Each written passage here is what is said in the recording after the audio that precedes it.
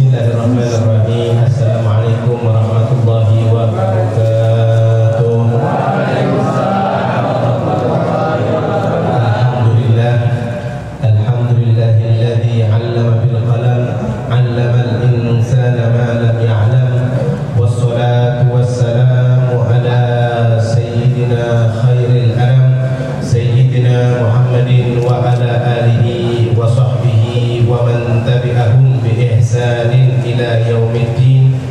Amma ba'du, faqala rabbi shrah li sadri wa yassir li amri wahlul 'uqdatam min lisani yafqahu qawli. Rabbi zidni 'ilma warzuqni fahma bi rahmatika ya arhamar rahimin.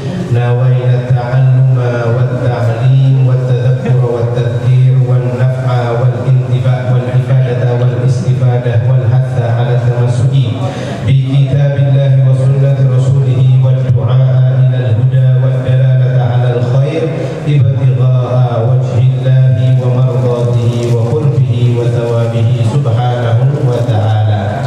Alhamdulillah, puja dan puji syukur kehadirat Allah subhanahu wa ta'ala yang telah menakdirkan kita, yang masih memberikan kita nikmat iman, nikmat Islam, nikmat sehat dan nikmat kesempatan, sehingga pada sore hari ini kita semua masih dalam naungan hidayah Allah untuk bersama-sama ngaji kitab fikih bareng di Masjid Nurus Salam ini. Maka mudah-mudahan Allah subhanahu wa ta'ala memberkahi kehidupan kita semua hingga mencukupkan segala macam hajat-hajat kita semuanya. Berkat kita menuntut ilmu, semua hajat yang kita inginkan Allah permudah. Maka mudah-mudahan hajat yang sudah kita sebutkan di dalam doa kita ataupun yang lupa kita sebutkan, mudah-mudahan Allah kabulkan insyaallah. Amin Allahumma amin. Salawat serta salam semoga selalu tercurahkan kepada baginda besar Nabi kita Muhammad sallallahu alaihi wasallam. Karena beliaulah kita bisa menjadi umat pilihan, karena dengan kepada beliau juga kita mengharapkan syafaatnya di yaumil qiyamah. Hadirin jamaah majelis Iman yang dimuliakan oleh Allah, di awal tadi kami sudah menyebutkan masalah hidayah. Hidayah itu datangnya bukan ditunggu, akan tetapi hidayah itu dicari. Seperti kita semua mencari rezeki, ya, kemudian kita bisa mencukupi nafkah anak dan istri, maka hidayah itu juga wajib dicari. Ya. Kita menginginkan sesuatu, menginginkan hajat, makan, minum, kebutuhan primer, sekunder dan lain sebagainya, pastinya kita harus mencari itu rezeki itu. Begitu juga dengan hidayah. Hidayah bukan ditunggu. Kita mau husnul khotimah, tapi kita tidak sholat 5 waktu. Kita mau masuk surganya Allah, tapi sholat 5 waktu kita undur-undur. Maka itu salah satu ciri seseorang yang memang tidak mencari hidayah. Oh, makin gampang. Nek wis tuwe baru taubatan nasuha. Oh, tidak bisa saudara. Beberapa bulan ini saudara-saudari kita yang meninggal mendadak. Gak ada pemberitahuan WhatsApp besok Anda akan dicabut nyawanya. Apakah ada seperti itu? Tidak ada. Yang mungkin ada apabila ada seseorang yang divonis mati, besok hari akan ditembak oleh sniper. Hari ini dia tobat, betul-betul tobat. Karena besok sudah pasti dia akan divonis mati, baru benar-benar tobat. Tapi kita sekarang sebagai manusia yang merdeka, apakah ada yang tahu umur kita sampai kapan? Gak ada yang tahu. Maka sedari itu, ya, itulah pentingnya hidayah. Hidayah itu dicari, bukan ditunggu. Maka alhamdulillah pada hari ini kita berada di bulan Rabiul Tsani, bulan di mana bulan keempat dari tahun Hijriah 1446. Bulan Rabiul Awal baru saja kita tinggalkan, ya. Ini perayanya rodok panjang ya Pak ya. Jadi praynya agak panjang. Rabiul Awal kemarin coba kita duduk bareng, banyak sejarah sirah Nabi Muhammad yang akan saya sampaikan, tapi belum takbir. Maka di bulan Rabiul Awal, bulan pecinta kekasih Nabi Muhammad SAW, di mana-mana ada maulud. Itu apa? Itu tanda cintanya seorang umat, seorang hamba kepada Nabi Muhammad SAW. Maka dari itu, seseorang yang mengaku cinta kepada Nabi Muhammad, ikut maulud sana, maulud sini, tapi dia tidak sholat 5 waktu, maka cintanya itu bohong. Dia ikut maulud sana, maulud sini, tapi dia tidak berbakti kepada kedua orang tuanya, maka cinta kepada Nabi Muhammadnya itu bohong besar. Dia ikut maulid sana, perayaan maulid sini, tapi dia masih mengganggu tetangga kanan kirinya, dia masih memutuskan tali silaturahminya kepada saudaranya, kepada kakak adiknya, dia masih zalim kepada istri dan anak-anaknya, maka cintanya itu belum termasuk cinta yang sejati kepada Nabi Muhammad SAW, atau bisa disebut dengan cinta palsu. Kalau Kanjeng Nabi tahu siapa yang memang sungguh-sungguh cinta kepada beliau, berarti taatnya bertambah taat kepada agama Allah. Maka mudah-mudahan dengan Rabiul Awal yang telah lewat kemarin, saat ini kita berada di bulan Rabiul Tsani, Allah Subhanahu wa taala selalu memberikan hidayahnya kepada kita, memberikan taufik serta inayahnya, sehingga kita semua tergolong hamba-hambanya yang muttaqin, hamba-hamba pilihan, hamba-hamba yang cinta kepada Nabi Muhammad dan taat di dalam agama Islam. Kemudian di bulan Rabiul Tsani, Bapak Ibu saudara-saudari rahimani wa rahimakumullah, ada apa saja ya? Ada apa di bulan Rabiul Tsani? Kalau bulan Rabiul Awal kita sudah tahu semua ya. Bulan Rabiul Awal bulan kelahiran Nabi kita Muhammad SAW. Selain itu bulan Rabiul Awal adalah bulan yang dimana Rasulullah SAW hijrah dari mana? Dari kota Mekah menuju Madinah. Itu keutamaan Rabiul Awal luar biasa ya. Bahkan orang-orang pilihan yang meninggal di bulan Rabiul Awal itu luar biasa ya. Sebagian ulama mengatakan orang yang meninggalnya di bulan Rabiul Awal itu tanda dia husnul khatimah, apalagi meninggalnya kalau di dalam keadaan puasa, apalagi kalau dia meninggalnya di hari Jumat. Tapi ingat, meninggal Rabiul Awal, meninggal di hari Jumat, meninggal dalam keadaan puasa, tapi kalau dia tarikus sholat, suka meninggalkan sholat, maka meninggalnya tidak husnul khotimah. Na'udzubillahi min dzalik. Ada pertanyaan beberapa waktu lalu, bagaimana hukumnya Ustaz?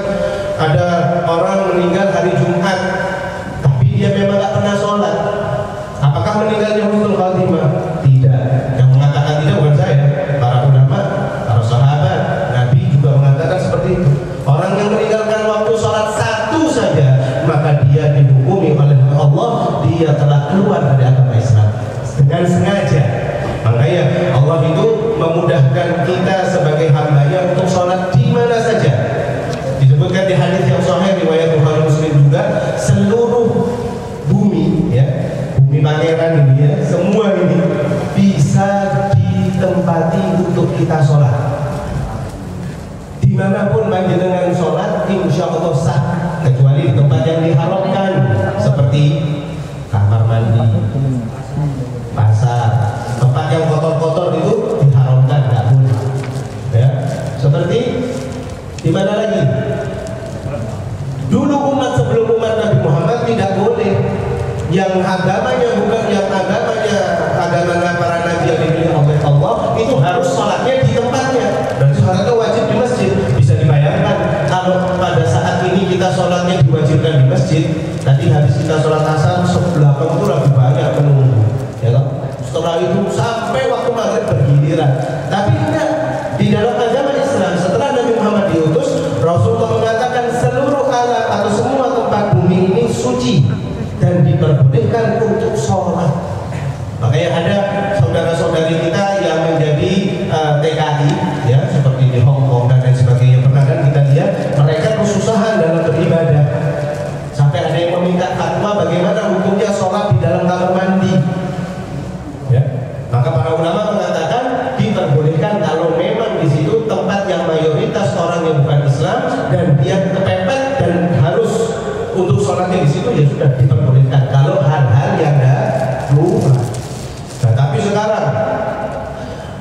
ada pabrik, masjid di dalam pabriknya itu besar, ya. Masjid di dalam pabriknya itu besar, tapi dengan alasan kata atasan saya dilarang sholat Jumat. Ini SOP-nya. Baik, ini yang menjadi hal-hal yang dipermasalahkan di dalam agama Islam. Jadi dimanapun kita berada, selama kita masih ada nyawa di dalam tubuh kita, kita masih diwajibkan untuk sholat. Kita tidak bisa sholat dalam keadaan berdiri, kita diwajibkan tetap sholat dalam keadaan duduk. Kita tidak bisa dan sholat dalam keadaan duduk, diperbolehkan sholat dalam keadaan terbaring.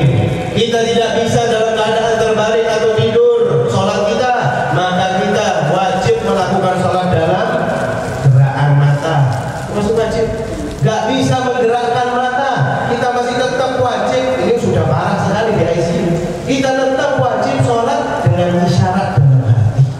Sudah mentok sampai situ. Kalau sudah sampai isyarat hati tidak bisa, ya berarti sudah harus sholat di depan imam. Ada orang yang sholat di depan imam. Terus sekarang kan kita sholat di belakang imam. Berarti kalau sudah tidak bisa sholat sama hati, terakhir mentok, berarti sholat dengan imam alias disolati. Ya, jadi hal ini jangan sampai kita keadaan di atas bis, di atas kereta, di atas pesawat, itu banyak yang menyepelekan tidak sholat. Buatan musafir, musafir, loh masih musafir loh tetap wajib. Itu gampang pakai kodok. Sampai ke kota tujuan lupa nggak di kodok. Nah, hati-hati. Setiap tanggungan kita ketika tidak sholat, ayo ingat-ingat dengan setelah balik umur 15 tahun, umur 13 tahun, setelah balik berapa sholat yang Anda sudah lewat? Ustaz saya lupa, saya dulu hilang, tapi saya sekarang taubat nasuha. Tidak bisa. Wajib tetap dikodok. Loh, berapa jumlahnya Ustaz? Saya lupa. Anggaplah Anda mengkodok waktu 1 bulan waktu sholat. Terus catat, sekarang sehat, dengan sekarang sehat, dengan sekarang keadaan sudah mengerti ilmunya, kodok sholat. Oh dulu saya pernah masuk rumah sakit SMP Ustaz, 1 minggu, saya nggak tahu waktu itu sholat atau tidak. Apakah saya boleh sekarang mengkodok sholat saya? Silahkan, boleh kodok. Waktu sholat asar, setelah sholat asar, Anda sholat asar lagi, tapi niatnya usolli fardhu asri arba'a raka'atin qadha'an lillahi ta'ala. Sudah, dengan ada buku notes atau dari HP, asar 1 sudah dikodok, asar 2, 3, 4. Batasnya maksimal qadha'an di dalam satu waktu itu 5 waktu sholat. Besok lagi. So itu baru sholat asar. Waktu sholat maghrib, jenengan mau mengkodok maghrib Anda, mau dikodok. Seingatnya jenengan, jangan sampai ada satu waktu sholat yang terlewatkan. Hati-hati, sering kami sampaikan, ketika seseorang sudah wafat di alam kubur, ketika anak istri, kerabat semua sudah menguburkan, tiap liang lahat sudah ditutup, kita sama siapa? Sendiri. Dengan apa? Dengan amal kebaikan dan keburukan kita. Ketika amal kebaikan dan keburukan kita datang, malaikat mungkar nakir mulai membuka kitab kita, 1 sholat saja ditinggalkan, maka malaikat mungkar nakir menutup buku kita, meninggalkan, dan menyuruh malaikat untuk menyiksa kita di liang lahat alam kubur. Alhamdulillah kita. Di riwayat disebutkan, orang yang sudah kelihatan tidak sholat 1 pun, apa kelihatan tidak sholat 1 kali pun, ya dengan sengaja bahkan, maka malaikat tidak akan melihat seluruh amal kebaikannya. Nah, ini serem sebenarnya, ya, tapi banyak yang tengok. Kalau sudah sampai alam kubur, bisa balik lagi ke dunia? Nggak bisa, sama sekali. Makanya kesempatan saat ini, ayo yang masih ada dalam keadaan mungkin nanggung kodok, belum pernah tidak sholat, dikodok sholatnya. Kemudian ketika malaikat mungkar nakir sudah melihat ada yang tidak sholat, maka na'udzubillah min dzalik, kuburnya menjadi siksa kubur. Seakan-akan dia merasakan itu adalah siksa neraka, padahal belum siksa neraka, itu baru siksa kubur. Begitu sebaliknya, orang yang dilihat sholatnya sudah lengkap, maka amal sedekahnya, amal zakatnya, amal puasanya, amal suka ngutangi wongnya, amal suka membantu tetangga, sana family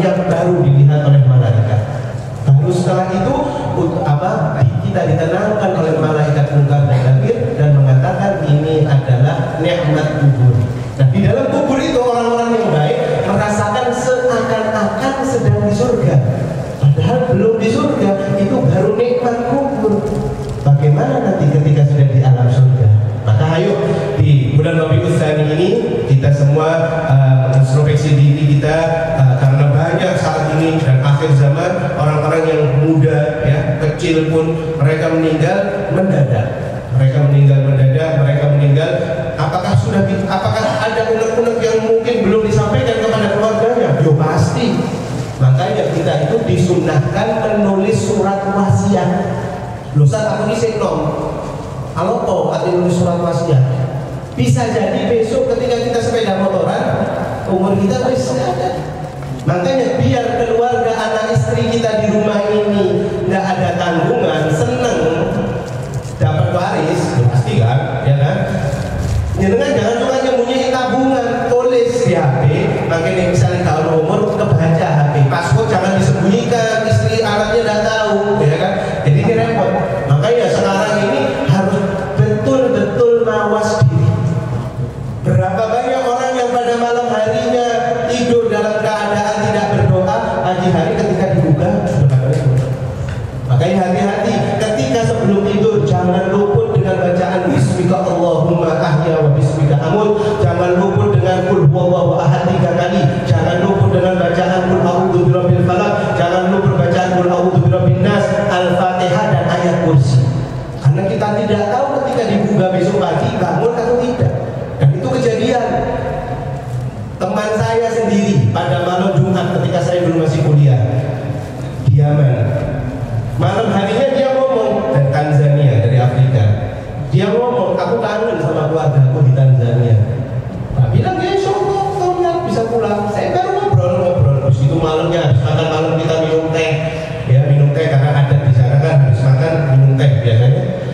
Malam hari dia ke masjid. Memang pada saat itu dia memang sukanya tidur di masjid karena memang musim dingin. Di masjid di Jazirah Arab itu bawahnya itu bisa ditempati kayak bunker gitu.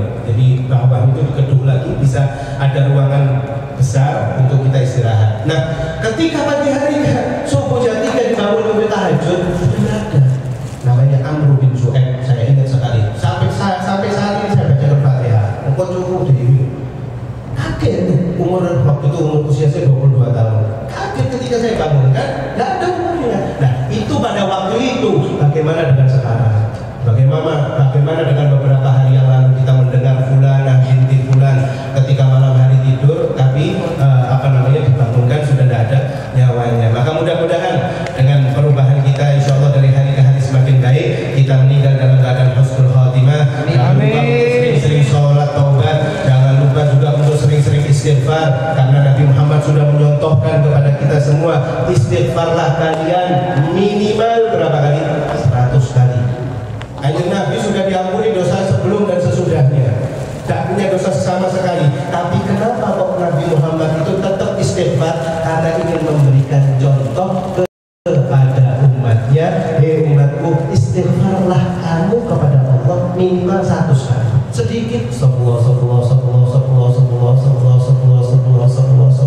kali, 100 minimal.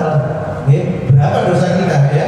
Maka insya Allah di bulan Rabiul Tsani ini terdapat banyak sejarah, diantaranya turunnya surat Al-Hasyr ya, di mana pada waktu itu ada kaum Bani Nadir di kota Madinah berencana mau membunuh Kanjeng Nabi ya, tapi surat Al-Hasyr ayat 2 Allah memerintahkan kepada umat Nabi Muhammad untuk mengusir Bani Nadir ini karena Allah tahu mereka berencana untuk membunuh Rasulullah, dan kemudian diusirlah mereka. Lalu kemudian banyak sejarah-sejarah peperangan di mana namanya di dalam Islam yang terjadi di bulan Rabiul Tsani ini. Mudah-mudahan nanti di lain waktu kita akan bahas kitab khusus, kitab sejarah Islam. Baik, ma'asyiral hadirin, para bapak ibu, saudara-saudari, saudara-saudara rahimakumullah, kita lanjutkan ngaji kita di kitab Safinatun Najah. Monggo yang sudah ada kitabnya dibuka.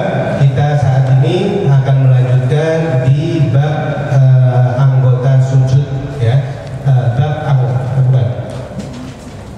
Bab tasydid ya. Tasydidus shalah. Tasydidatu tasyahhud. Tasydidatu tasyahhud. Sebelum kita membahas ini sudah kita bahas sebelumnya masalah anggota-anggota sujud itu ada 7 ya kan? Nah, saat ini kita melanjutkan di kitab Safinatun Najah. Monggo kita ngaji bersama dan di kitab ini.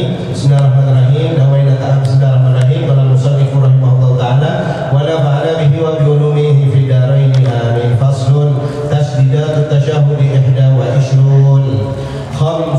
fi akmalihi wa sittatul asyara fi aqallihi. Letak tasdid pada tasyahud itu ada 21 ya. Maksudnya apa? Ditambah 5 dibacanya dengan sempurna. Dan ada 16 pada bacaan yang paling singkat. Jadi bila dibaca sempurna ada 21, jika kita baca tasyahudnya singkat, tasdidnya ada 16. Ingat, jangan kita pukul rata baca tahiyat. Tahiyat mubarakatuh sholawatu thayyibatun langsung ada tasdid. Arti tasdid itu apa? Menekan atau apa? Ustaz mana? Ustaz Faisal itu. Apa arti tasdid? Menekan atau double, berarti benar ya. Berapa kali? Iya, berapa ketukan? Kalau tasdid normalnya 2. Kalau tasdid normalnya 2 ketukan, ya. Tasdid berarti kita menahan sebentar bacaan tasdid yang ada. Contoh sekarang kita lanjutkan. At-tahiyyatu. At-tahiyyatu.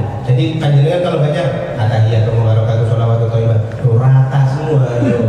Aspal ini satu gitu loh tuh. Nah, ini anggapannya tasdid ini kayak aspal Indonesia. Kalau tekan, nahan sebentar, rente. Nah, seperti itu. Jadi ketika kita membaca at-tahiyyatul, ada penekanan di huruf ta, kemudian huruf ya. At-tahiyyatul. Ya, at-tahiyyatul di huruf ta dan at-tahiyyatul ala ta'i wal ya'i. Kemudian al-mubarakatus, ya itu di atas shad, monggo dilihat al-mubarakatus sholawatu ala shadi, at-tayyibatu ala ta'i wal ya'i. At-tayyibatu di atas huruf ta dan di atas huruf ya. Lillah, apa lillah? Di atas apa itu? Di atas huruf lam, lafzul jalalah, bukan lillah ya. At-tayyibatu lillah, harus ada tasdid. At-tayyibatu lillah. Lalu alal lamil jalalah, assalamu di atas ala sin, di atas huruf sin. Assalamu alaika, tidak ada. Ayyuhan nabiyyu alal ya'i wan nuni wal ya'i, di atas huruf ya, di atas huruf nun dan di atas huruf ya. Wa rahmatullahi di atas huruf apa? Lam, alal lamil jalalah. Wa barakatuh, wa rahmatullahi wa barakatuh, ada ya. Assalamu ala sin, di atas huruf sin. Alaina wa ala ibadillah, ditahan lagi di atas huruf lam al jalalah. Ibadillah as-salihin ala shadi, di atas huruf shad. Asyhadu alla, nah hati panjenengan jangan sampai mengatakan asyhadu alla, salah, bukan alla tapi asyhadu alla, nunnya nggak kebaca karena di situ ada huruf tasdid, maka dihukumi hukumnya apa? Idgham bila ghunnah. Ada berapa huruf idgham bila ghunnah? Ada 2, apa saja? Lam dan ro. Apalagi kalau misalnya di situ setelahnya ada huruf tasdid, maka kebacanya asyhadu alla, bukan asyhadu alla ya. Ilaha tidak ada. Illallah, apa? Alal lami alifi wa lamil jalalah, di atas huruf lamnya illa dan di atas huruf lamnya Allah ya. Wa asyhadu anna ala nuni, di atas huruf nun. Muhammadar Rasulullah, di atas huruf mim. Nah ini dibacanya juga sama, idgham bila ghunnah. Muhammadar Rasulullah, bukan Muhammadan Rasulullah. Hati-hati.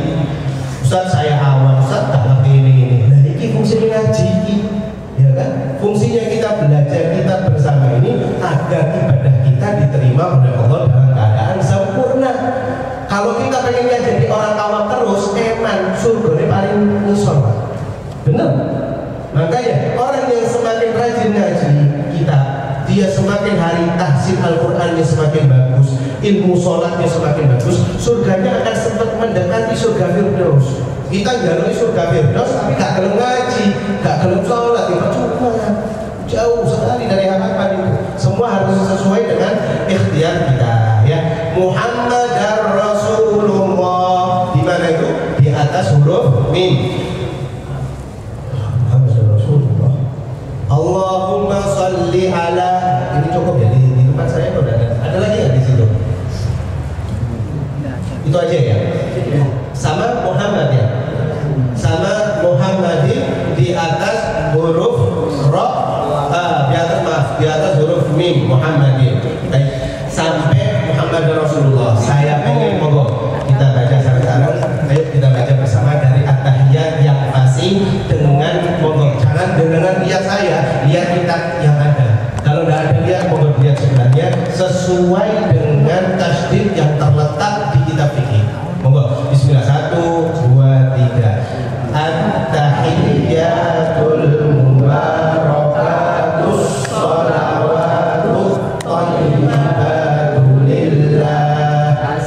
Assalamu alaika ayyuhan nabiyyu wa rahmatullahi wa barakatuh.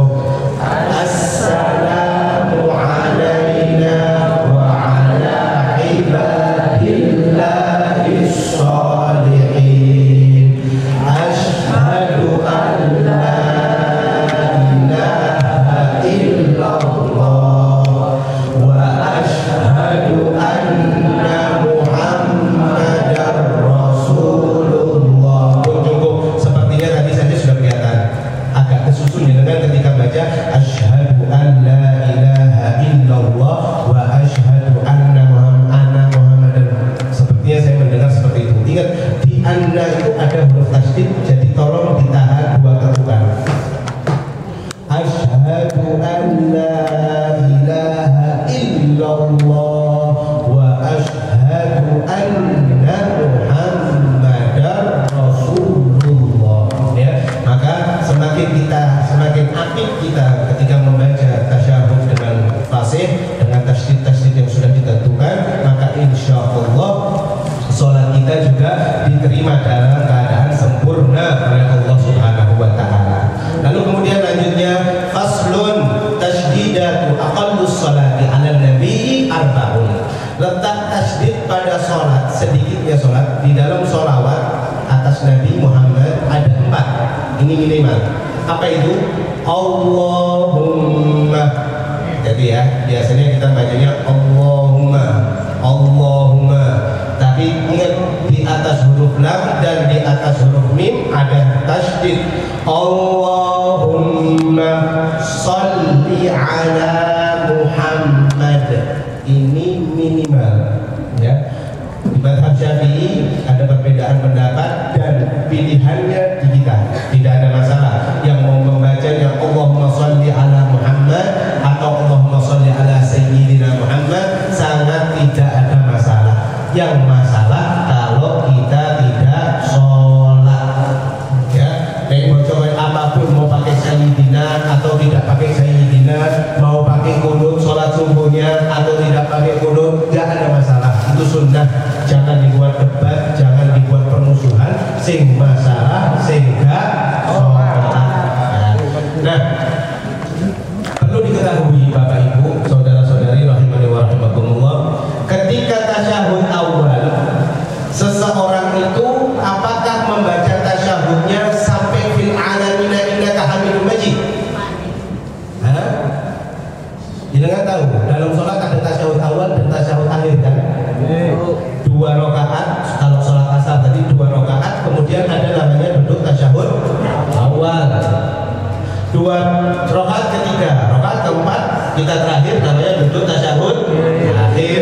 Nah, tasyahud awal bacanya itu sampai mana? Kan tahiyat kan? At-tahiyatul mubarakatuh sholawatut thayyibat. Sampai mana? Sampai asyhadu, masih salah. Sampai sholawat. Ustaz, imam belum kita menunggu imam selesai. Oh, kita sholatnya di burine imam kok. Kita masih sholatnya di belakang imam. Susu sholat karena imam. Ya, masih ada umurnya kok mau sholat depan imam. Bahkan hati-hati. Sering saya katakan ya, disebutkan di riwayat yang sahih, orang yang mendahului gerakan imam disebutkan di dalam hadis, dia nanti di hari kiamat akan dibangkitkan kepalanya diganti kepala keledai. Apa itu keledai? Himar. Ya, apa itu? Hewan yang kalau di dalam kategori Al-Quran diibaratkan hewan paling bodoh. Mirip kuda, mirip jaran dia. Cuma dia itu suaranya kan tahu ya, suaranya bisa dipraktekkan mas. Nggak usah ya. Jadi suara keledai, jadi itu seakan-akan. Nah itu hati-hati. Apalagi pas sholat tarawih, apalagi mami semua ini. Hati-hati, santai aja. Mau kemana? Nggak usah singkat-singkat. Mau ke, loh, belum surga nggak bisa singkat mas. Masuk surga itu tidak bisa singkat, ada hisabnya.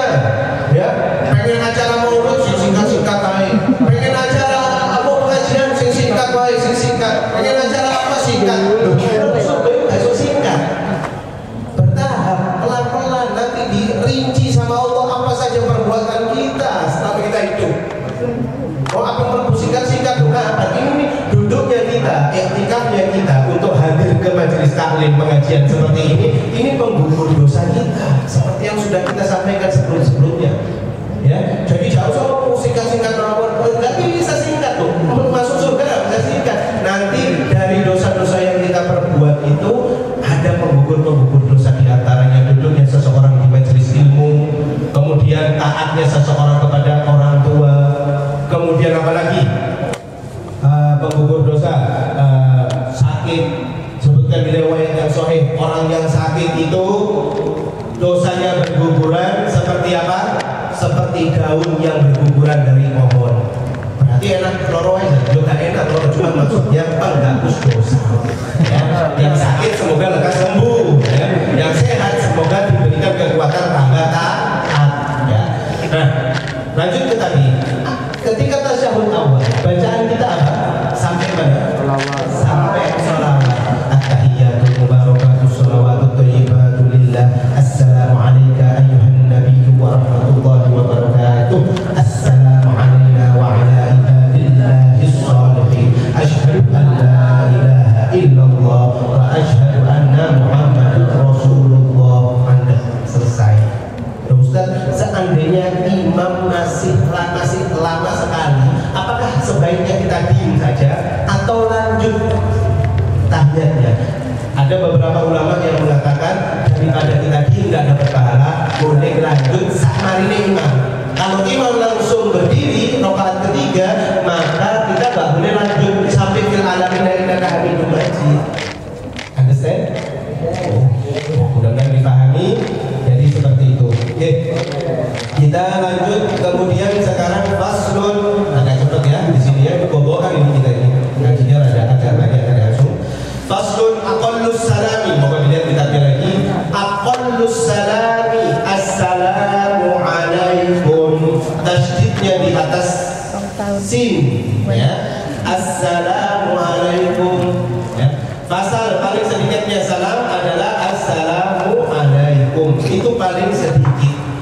Paling bagusnya ketika sholat, paling lengkapnya assalamu alaikum warahmatullah. Gak pakai hiwa barokatuh.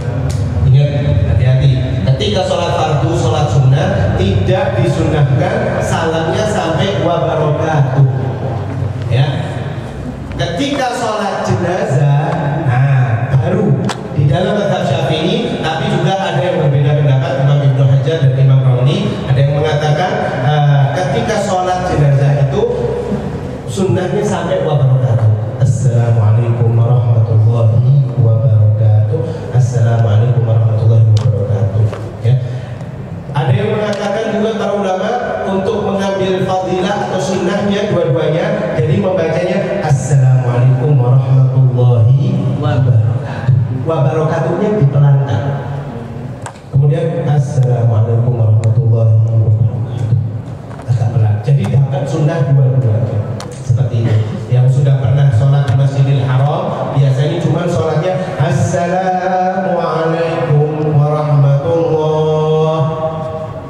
Kalau mana? Siapa yang sudah pernah umroh? Kan sholat 5 waktu itu biasanya ada sholat jenazah. Nah, salamnya itu cuma satu. Itu ya memang ada. Itu di mazhab Imam Malik ya. Jadi itu sama-sama semuanya diperbolehkan. Yang tidak boleh itu kalau kita Assalamualaikum. Oh, apa ya? Assalamualaikum. Ya kan? Karena kebiasaan kan? Ya, Assalamualaikum atau Waalaikum. Ya kan? Assalamualaikum, Waalaikum. Padahal sudah Rasulullah sudah diajarkan semaksimal sebaik mungkin. Kita ini sudah tinggal nutup, kopi pastikan di Nabi sudah selesai. Lapor ganti Assalamualaikum, Waalaikum, ya kan? Apa pusat modern 2024? Ya, jangan. Ini syariat ya. Ketika ada anak-anak kita yang mulai merubah dari syariat, ayo diajarkan, diluruskan. Yang benar Assalamualaikum. Jadi bukan Assalamualaikum, enggak ya. Kemarin itu terakhir itu mitos itu nggak bisa ya. Baik, alhamdulillah sudah selesai di pembahasan kita masalah babus sholat. Sekarang kita akan membahas tentang waktu-waktu sholat. Bismillahirrahmanirrahim. Faslun awwalu waqtil dhuhri zawalus syamsi wa akhiruhu masiru dhilli syai'i mithlahu ghayra dhillil istiwa. Asal waktu-waktu sholat ada 5. Yang pertama waktu sholat zuhur.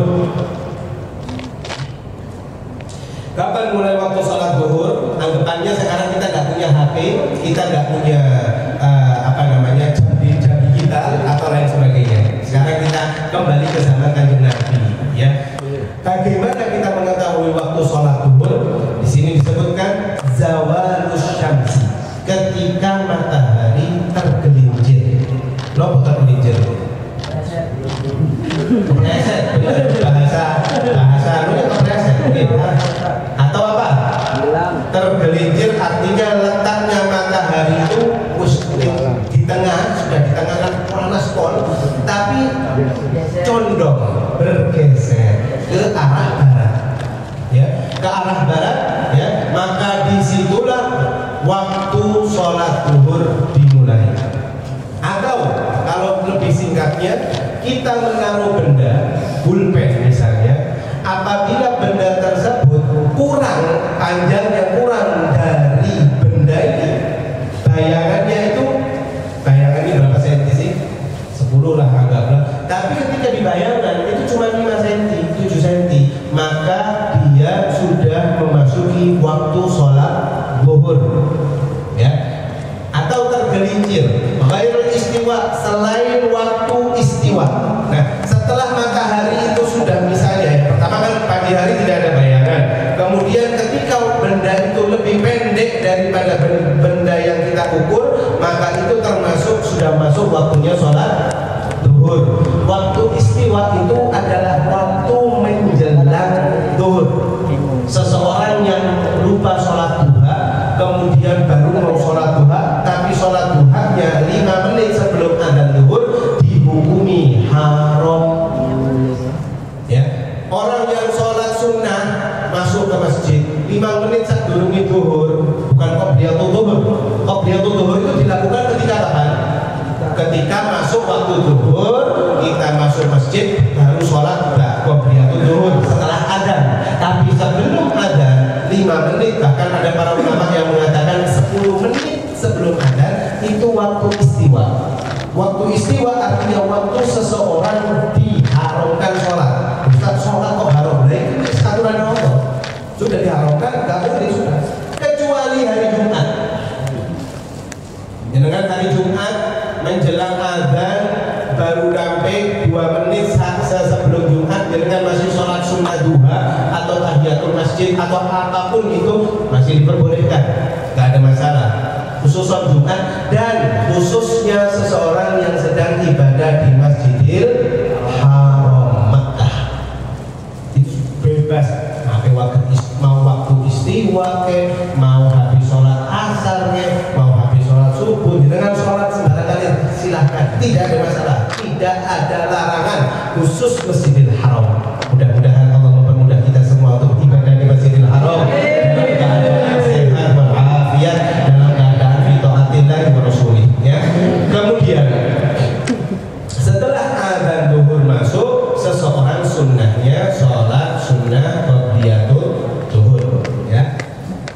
Lalu yang kedua sekarang, awal waktul asri, awal, mau dilihat kitabnya, awal waktul asri, idza sara dhillu kulli syai'in mithlahu wa zada qalilan wa akhiruhu ghurubus syamsi. Waktu sholat asar ialah mulai ketika bayangan sesuatu benda itu menjadi seukurannya dan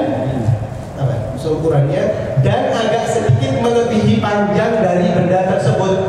Jenengan sudah ya sholat zuhur, coba jam 1 jenengan tes pulpen bergaris apa.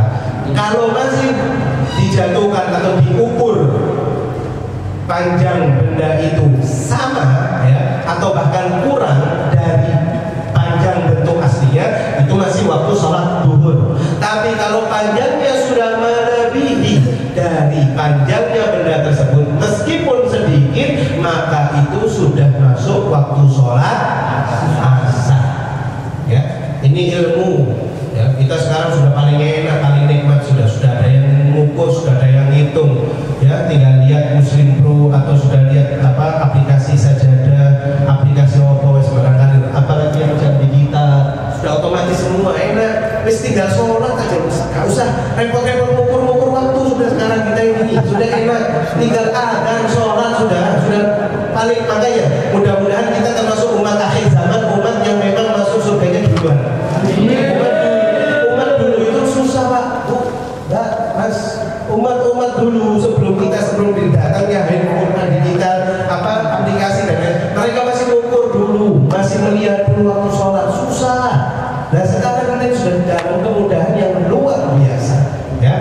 Nah tapi kita juga diwajibkan belajar ilmu ini meskipun kita nggak menguasai, nggak ada masalah. Yang penting kita ngerti, oh di dalam agama Islam ini ada ilmu yang mengatur tentang waktu sholat, dan khususnya jangan kita tahunya itu cuma akhir Ramadan sudah terlihat tubuh dan THR biasa status gowong terowongan, syarat apa sih ya THR? bukan hanya isyarat teropong melihat hilal toh. Waktu sholat ini semua harus ada ukurannya, ada diukurkan. Dan alhamdulillah jazallahu anna sayyidina Muhammadan anna khaira, jazallahu anna sayyidina Muhammadan annama huwa ahluh. Para ulama itu sudah mengukurkan, memintarkan kita luar biasa untuk kita ini enak, teman.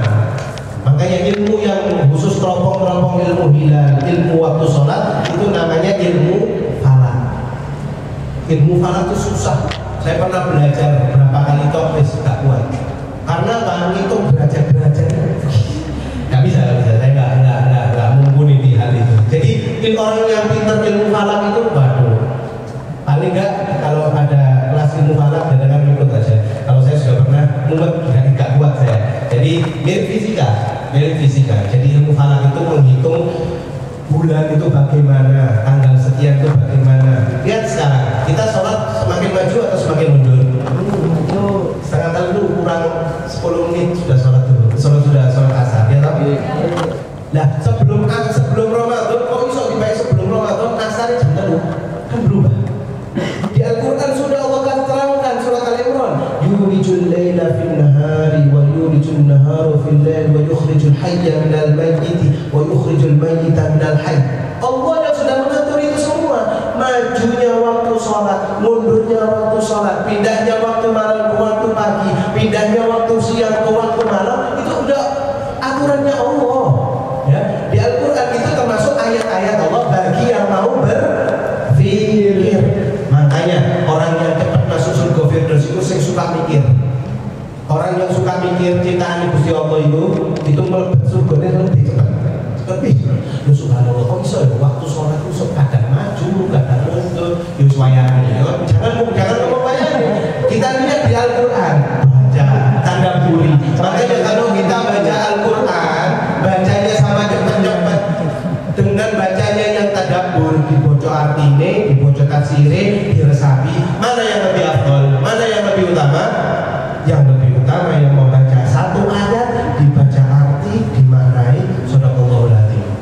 Oh, kok bagus kan? Tak praktek no, dengan katakan Yasin, bacaannya hanya Allah yang tahu. Sadaqallahul adzim. Nakalan kan? Biasanya kan kalau bisa ngerti ilmu kayak gini terus Yasin, cari ini Ustaz Mustafa apa seayat sih mending dibaca. Bukan seperti itu. Jadi maksudnya ditadabbur itu surat-surat yang memang ada ayat-ayat yang memang penciptaan langit dan bumi itu bagaimana ciptaan, bagaimana apa namanya Allah Subhanahu wa taala memberikan karomah. Di Al-Qur'an ada ya. Nabi Sulaiman pada saat itu diminta oleh istrinya yang bernama siapa? Bilqis untuk memindahkan istananya. Kemudian apa? Aku pengen, kata Nabi Sulaiman. Nabi Sulaiman bisa berkata kepada hewan, Nabi Sulaiman bisa berkata kepada kepada tumbuhan dan lain sebagainya. Itu mukjizat, ya. Bukan sekarang, zaman sekarang ada orang yang memang mengatakan ngaku-ngaku Bismillah ya apa? Bisa ngomong dengan semut dan lain sebagainya, khayal, halu gitu, kayak guyonan main. Itu bikin stres kan? Ya, jadi kalau guyonan ini kan, ya disitulah tidak bahas itu. Jadi mama-mama lah itu. Nah kemudian malaikat Nabi Sulaiman berkata, siapa yang bisa memindahkan istana gede Pak. Saya pernah berkunjung ke sana di Yaman. Saya ketika dari Hadramaut menuju ke Yaman Selatan itu ke Yaman Utara itu ada namanya Mahrom, kota Sabah. Wis jenenge istana ya. Masih ada sekarang bebatuan itu masih ada. Mau searching di Google negeri Sabah. Itu di situ malaikat Nabi Sulaiman menginginkan kepada siapa yang bisa untuk memindahkan istana istrinya dari negeri Palestina ya di antara kota Palestina pindah ke negeri Yaman. Harus yang sok-sok. Datanglah, di Al-Quran disebutkan, datanglah jin Ifrit. Ya Sulaiman, aku bisa mindahkan istana istrimu, kalau istrimu ini dari dalam waktu berapa lama? Dalam waktu berapa lama?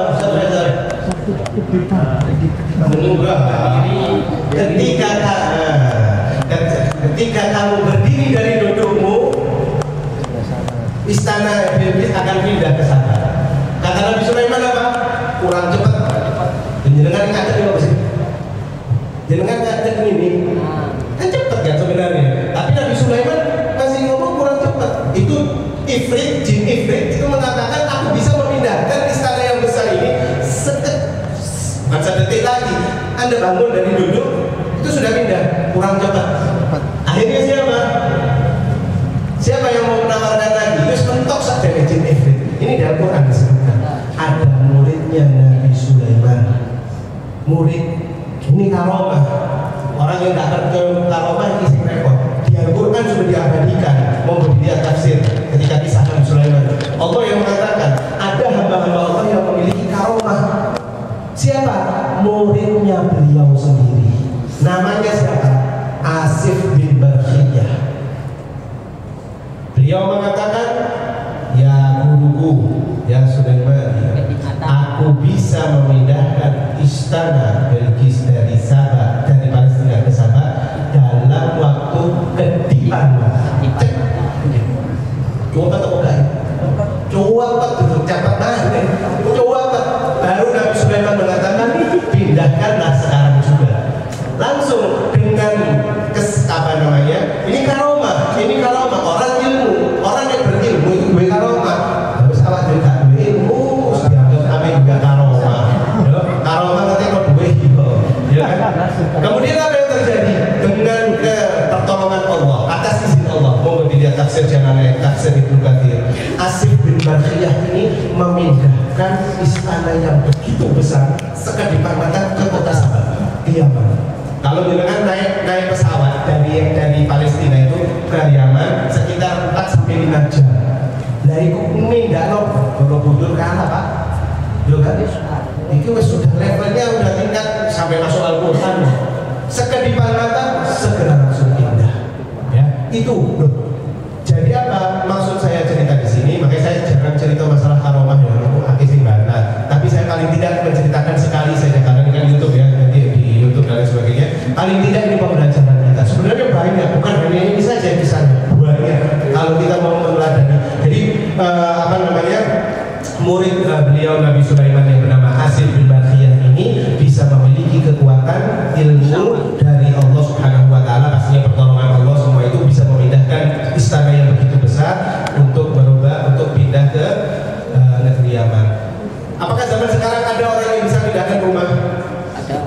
Ada di Sulawesi dan di mana ya? Tapi yo tolong kan?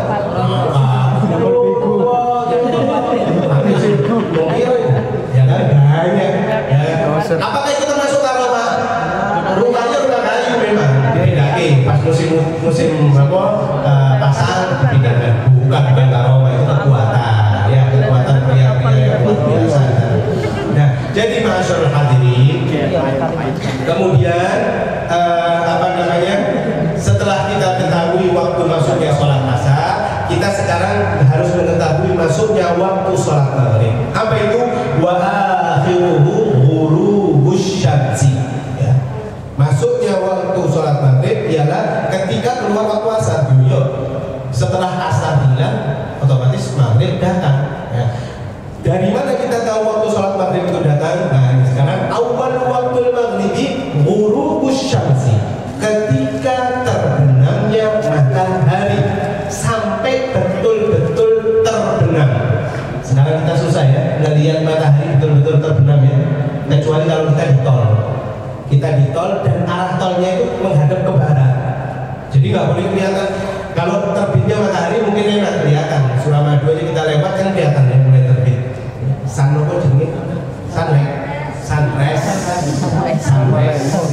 Kalau tenggelam kita di Tuban atau Bojonegoro nggak kelihatan. Kalau di Tuban sunset ya, bukan kitchen set, sunset ya. Jadi ketika sunset dan sunrise itu, sunrise bagian timur, sunset bagian barat otomatis ya. Nah, ketika kita di kota sekarang banyak gedung dan lain sebagainya, bagaimana cara mengetahuinya? Ketika matahari memang benar-benar sampai terbenam mega merahnya. Mega merah itu bukan mega yang lain ya, mega merah. Jadi di langit itu ya, meganya. Jadi kan masuk matahari langsung masuk kan nggak bisa kan? Pasti ada di langit itu ada warna merahnya. Merahnya bukan merah yang itu, merah mega, bukan mega merah atau dibalik. Jadi ketika sudah benar-benar tenggelam, tinggal ada mega merahnya, maka itu sudah masuk waktu sholat maghrib. Pas wayang mulai kantor itu Ustaz, aku di jalan macet-macetin yang perempatan Kenjeran gini. Bagaimana caranya? Ya monggo langsung di jalan belok Masjid Al-Islam itu sholat dulu. Timbangannya sumpah tin ya kan? Ini luar biasa. Terkenal ini viral sekali.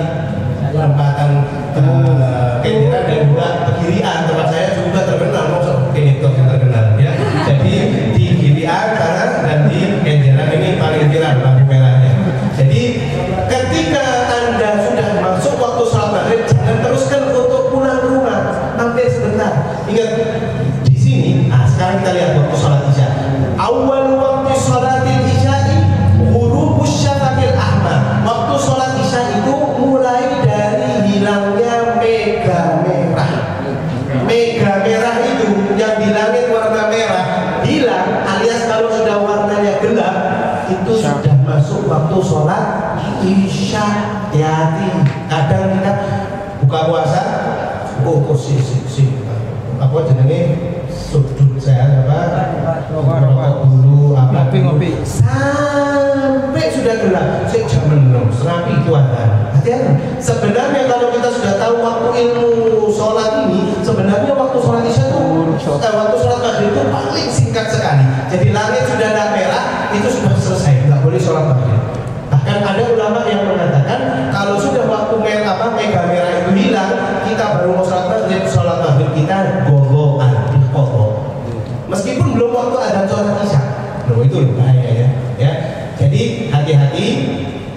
Terus bagaimana yang saat ini Ustaz? Kita patokan pakai waktu yang digital ini, jam atau dari HP dan lain sebagainya.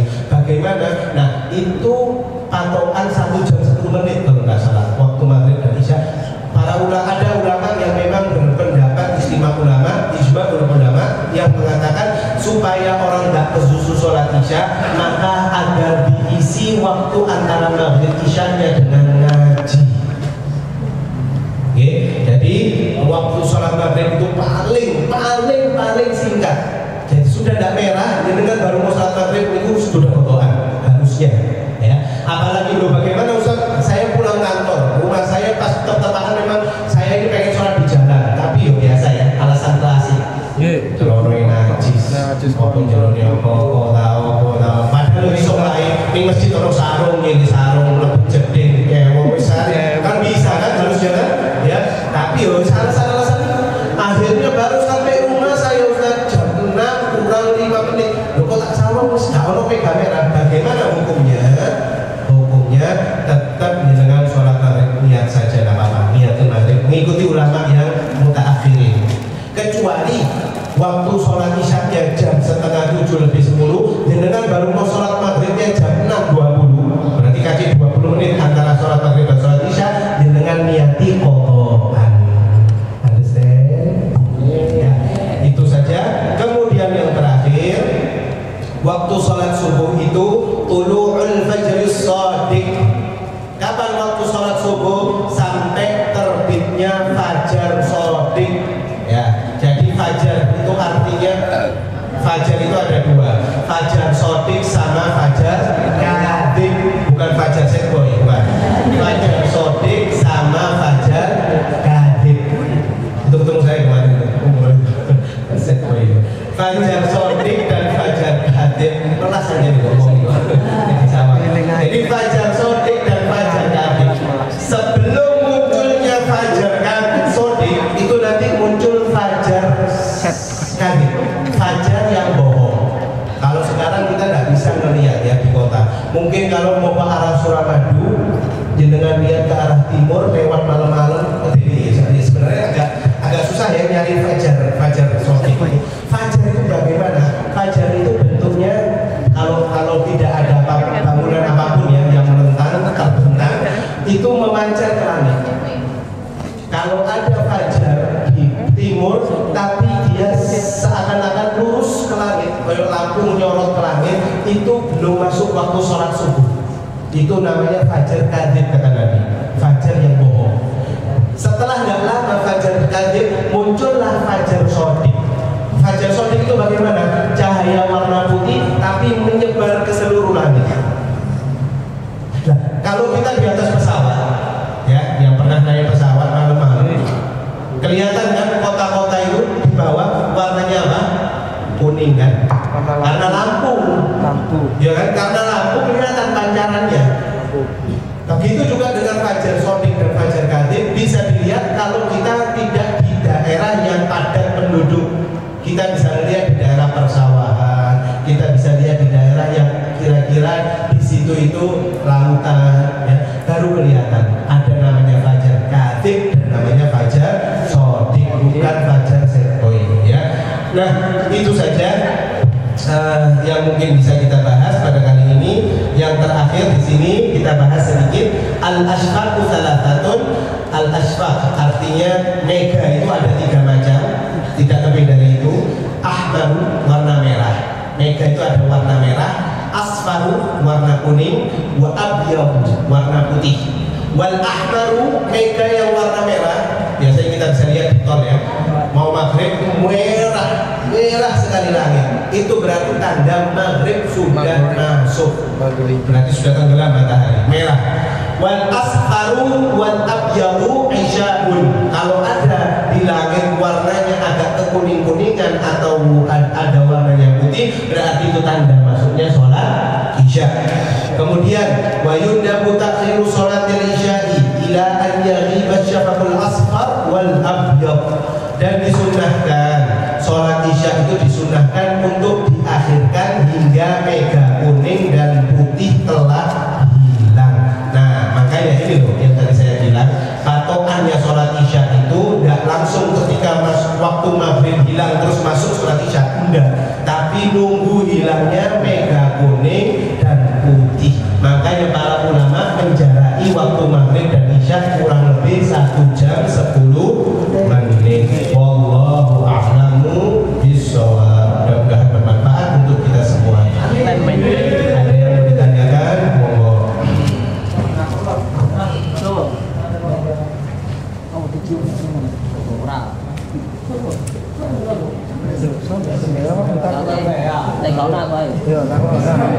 Jangan di luar tema ya. Bismillahirrahmanirrahim. Assalamualaikum warahmatullahi wabarakatuh. Nama saya Sofian Ustaz.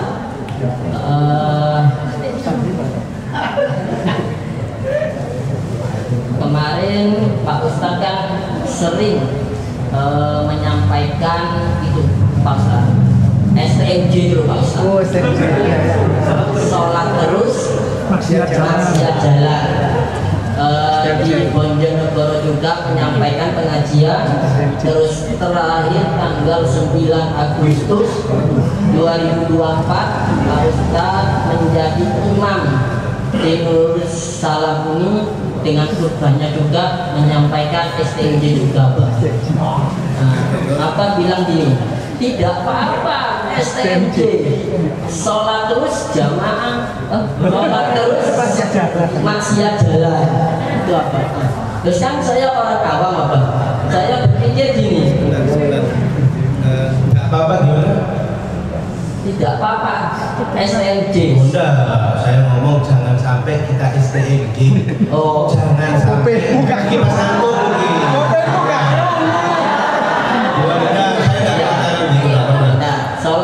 jangan sampai kita STMJ, sholat terus masih jalan, judi terus, ngopi-ngopi terus, tapi sholat bukan ya Pak. Terus, nah sekarang saya orang awam Pak, kayaknya gini, kok katanya Pak Ustadz itu gak apa-apa. Berarti kalau gitu saya sholat, nanti kalau ada waktu kita begal apa gimana? Nah, itu makanya nggak Di rumah lo mau pengen lagu?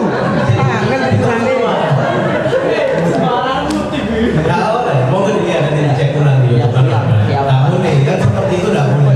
Kan paling ngono sholat, tahu nih. Kalau kas masjid paling ngono sholat, korupsi paling ngono itu sih nggak boleh. Mari sholat begal itu begal. Itu yang nggak boleh. Pak, ada 2 pertanyaan Pak. Iya. Sudah ya, sabun clear ya. Ya, udah, berarti saya yang kurang. Ya. Oke. Apa? Namanya belajar. Ya. Apa hukumnya Pak? Perusahaan dari perusahaan yang membuat peraturan tapi sering Pak, ini saya garis bawahi, sering dia melanggar. Contoh, ada perusahaan apa di sana? Di Konoha.